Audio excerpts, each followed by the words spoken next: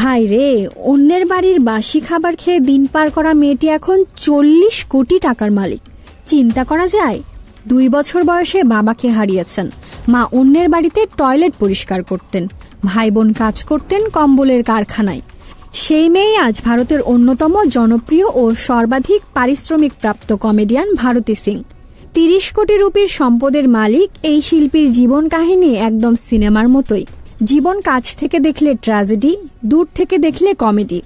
Charlie চ্যাপলিনের এ কথা যেন হুবহু মিলে যায় বহু কমেডিয়ানের জীবনের সঙ্গে, যারা দারিদ্রতা পেরিয়ে পৌঁছেছেন আলোর ঝলমলে মঞ্চে। পাঞ্জাব থেকে মুম্বাইয়ে কপিল শর্মার সফর যেমন সহজ ছিল না, তেমনি প্রয়াত রাজু শ্রীবাস্তবকেও অটো চালাতে হয়েছিল রোজগারের জন্য। তেমনি সকল বাধা পেরিয়ে ভারতী সিং এখন একমাত্র নারী হিসেবে দাঁড়িয়ে গেছেন পুরুষ প্রধান কমেডি জগতের সমান্তরালে। নিজের স্বকীয়তায় তিনি আজ সারা বিশ্বের কাছে লাফটার কুইন হিসেবে পরিচিত। বাবাকে হারানোর পর জীবন বদলে যায় ভারতী সিংয়ের। মাত্র 2 বছর বয়সে ভারতী বাবাকে হারান। এরপর সংসারের দায়িত্ব এসে পড়ে মা ও 2 বড় ভাই বোনের ওপর। এক সাক্ষাৎকারে ভারতী জানান তার ভাই ও বোন পড়াশোনা ছেড়ে দিয়ে কম্বলের কারখানায় কাজ শুরু করেন।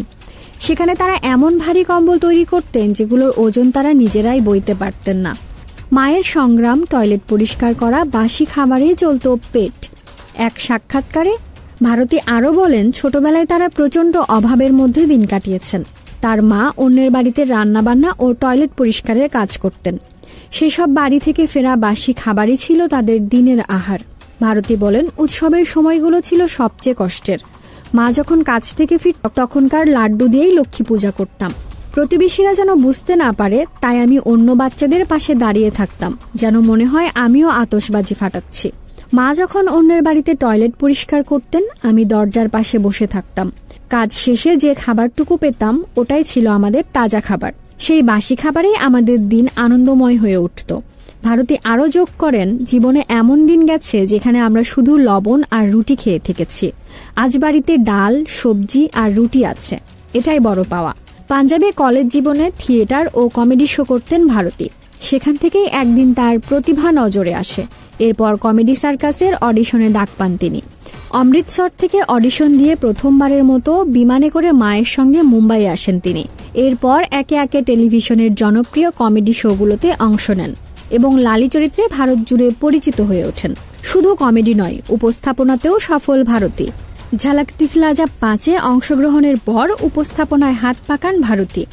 এরপর একে একে উপস্থাপনা করেছেন ডান্স দিওয়ানে, হুনার বাজ, সারেগামাপা লিল চ্যাম্পস এবং সর্বশেষ লাফটার শেফস।